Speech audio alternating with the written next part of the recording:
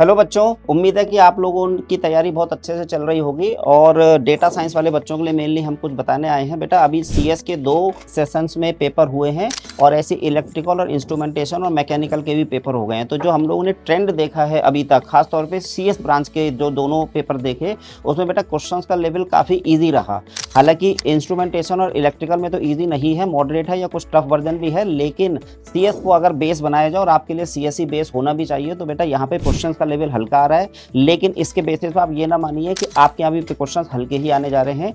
कुछ क्वेश्चंस आपके यहाँ हल्के हो सकते हैं, जो हम लोग को ट्रेंड दिख रहा है अभी तक पेपर्स का। लेकिन ये है कि आपके यहाँ क्योंकि 35 मार्क्स तक का बेटा मैथमेटिक्स वाला पोर्शन होगा, जिसमें लीनियर अलजेब्रा, कैलकुलस और प्रोबेबिलिटी होना है, तो उसमें आपका हम मान के चल रहे हैं कि 50% तक का तो पेपर आपका हल्का होने जा रहा है। लेकिन बेटा क्योंकि आप डेटा साइंस वाले बच्चे हैं, उसमें अपेयर होने जा रहे हैं, तो निश्चित रूप से 50% पेपर आपका टफ होगा, 50% हल्का होगा। जैसे बच्चे कहते थे कि सर हमारे यहाँ तो सब कुछ नया है, सब कुछ नया। नहीं सर, 70% तो कॉमन सिलेबस है। अब जो लीनियर अलजेब्रा का जो एक्स्ट्रा टॉपिक्स है, वहां से क्वेश्चन अगर हल्का भी आएगा तो बच्चों को टफ लगेगा।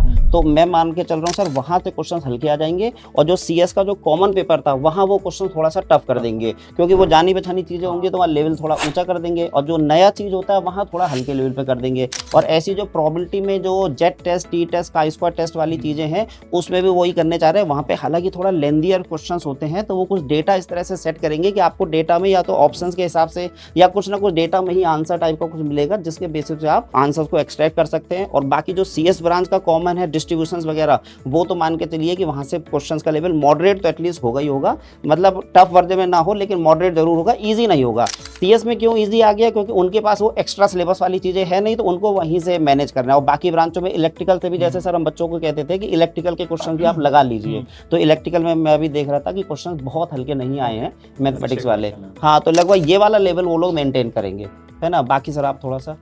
तो जैसा पुनीत सर ने आपको बताया दोस्तों मैथमेटिक्स के लिए कि मॉडरेट ही रहना चाहिए, ऐसे ही दोस्तों मुझे ऐसा लगता है कि डेटा साइंस में जो कोर है, जो एआई और एमएल है, जो मेरे ख्याल से 22 से 25 मार्क्स का आपको मिलेगा पेपर के अंदर, तो ये भी मुझे ऐसा लग रहा है, ये मुझे फील हो रहा है वो इजी लेवल का आना चाहिए।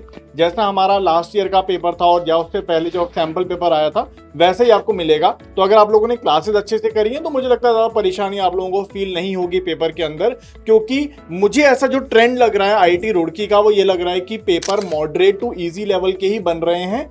ठीक है, हो सकता है कुछ क्वेश्चंस आपको टफर साइड लेके जाएं, लेकिन अगर हम उसको ज्यादा परेशान नहीं करते हो या उन पे ज्यादा टेंशन नहीं लेते क्वेश्चंस को, तो overall paper moderate to easy level का रहना चाहिए। तो एआई और एमएल में भी आपको इजी टू मॉडरेट लेवल का ही पेपर मिलेगा। सर मैं एक चीज जोड़ना चाहूंगा, अभी आपने बताया था ना कि पेपर जो आईआईटी रुड़की का ट्रेंड ये है कि मॉडरेट लेवल का पेपर है। एक चीज और सर हम लोग नोटिस कर रहे हैं कि बिल्कुल बैलेंस पेपर आ रहा है, out of the box question नहीं आ रहे हैं। और दूसरी चीज है कि कहीं भी ऐसा नहीं कि एक पोर्शन ज्यादा कर लिया, एक पोर्शन कम कर दिया, इक्वली बेटे सबको मिल रहा है अभी तक, है ना। हाँ, तो ऐसा कुछ तो पेपर सीएस में भी सर बहुत बैलेंस आया था। अभी हम लोग आईएन और डबल ई की एनालिसिस किए थे, उसमें भी पेपर बहुत ही बैलेंस आया था।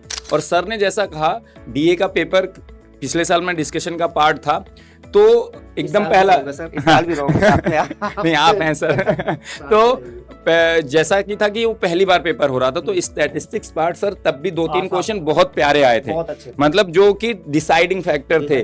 तो इस बार पेपर इवॉल्व हो रहा है, तो जैसा सर ने कहा कि बाकी जो टॉपिक्स हैं जो कॉमन है, वहां से आपको मॉडरेट लेवल का क्वेश्चन आ सकता है, क्योंकि वही ट्रेंड रहा है आईआईटी रुड़की के साइड से। लेकिन स्टैटिस्टिक्स पार्ट से मेरा जो सर एनालिसिस लग रहा है कि हो सकता है कुछ क्वेश्चन टफर साइड के आएंगे।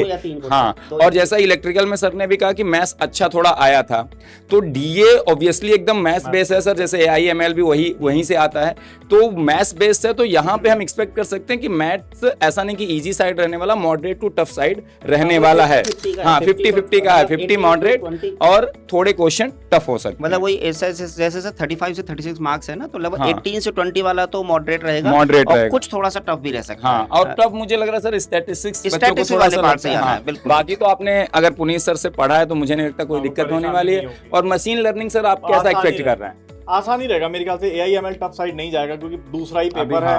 तो ऐसा कुछ नहीं है कोई आउट ऑफ द बॉक्स, जैसे पुनीत सर ने बहुत राइटली बोला है कि आउट ऑफ द बॉक्स हमें कोई क्वेश्चन नहीं मिला है अभी तक, इतने सारे पेपर हमने देखा, तो ऐसा कुछ नहीं है कि बिल्कुल ही अलग लेवल पर चला जाएगा। और ओवरऑल ट्रेंड जो मुझे ऐसा लग रहा है आईआईटी रुड़की का मॉडरेट टू इजी लेवल का ही है। इवन सर ब्रांच वाइज भी बैलेंसिंग है, जैसे मैकेनिकल में जिस लेवल की बैलेंसिंग रहती थी पहले ईयर्स में, वैसी ही है। हाँ, सीएस में जो रहती थी वैसी ही है, तो ब्रांच वाइज भी बैलेंसिंग रखती है। मतलब 2024 और 2025 में ज्यादा चेंज नहीं दिख रहा हाँ। है। मतलब इलेक्ट्रिकल का हमने एनालिसिस किया तो बिल्कुल ऑलमोस्ट सिमिलर, ऑलमोस्ट, हाँ एकदम ऑलमोस्ट सर तो सिमिलर था। मेरे ख्याल से 2024 का अगर हम ट्रेंड मान के चलें DSAI का पेपर, मुझे लगता है कि वैसे ही कुछ 2025 वैसा ही का रहने भी वाला। मेरे ख्याल से ऐसा कुछ होना चाहिए। और बच्चों को सर याद दिला दें कि हम लोग जो महा रिवीजन कराए हैं, जितने भी हाँ। महाअभ्यास कराए हैं, वो बहुत उससे helpful रहा है। बहुत ज्यादा हेल्पफुल रहा है। तो मुझे लग रहा है GBG और शायद फार्मूला रिवीजन DA का भी शायद होने वाला है, मतलब वो आपको पता चल जाएगा, आप चैनल फॉलो करते ही हैं गेट वाला का, तो वो बिल्कुल भी आप लोग मिस मत करिएगा, है ना। हम सारी ब्रांचेज में कराने वाले हैं, जिनके पेपर बचे हुए हैं तो वो आप जरूर अटेंड करिएगा, वो आपके लिए बहुत हेल्पफुल होने वाला है। ट्रेंड हम लोगों ने बता ही दिया, उसी के हिसाब से अपनी प्रिपरेशन करते रहिए और बिंदास जाके एग्जाम दीजिए।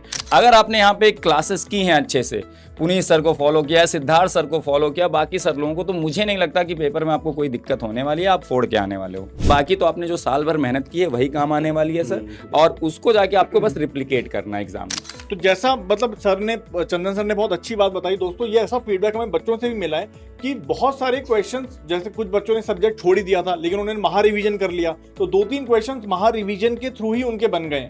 तो दोस्तों जिन बच्चों ने महा रिवीजन नहीं किया है, जैसे मैथ्स का या AIML का या बाकी सब्जेक्ट्स का, तो वो महा रिवीजन जरूर कर लीजिए। एटलीस्ट अगर वो सब्जेक्ट आपने कंप्लीट नहीं किया है तो, और कंप्लीट कर भी लिया है तो भी महा रिवीजन आपको बहुत हेल्प करेगा। तो महा रिवीजन सेशन जो हमारे इसी चैनल YT पर पड़ा हुआ है, आप देख सकते हो उसको, और उसका बहुत ज्यादा बेनिफिट आपको मिलेगा। महा रिवीजन दोस्तों आप लोगों के लिए जेम साबित हो सकता है, अगर आप उसको अच्छे से फॉलो करते हो तो आपको पेपर में परेशानी नहीं होगी। चलिए इसी के साथ सेशन को क्लोज करते हैं, और आप लोग लगे रहिए और जाके फोड़ के आइए GATE exam. Thank you so much, all the best. All the best.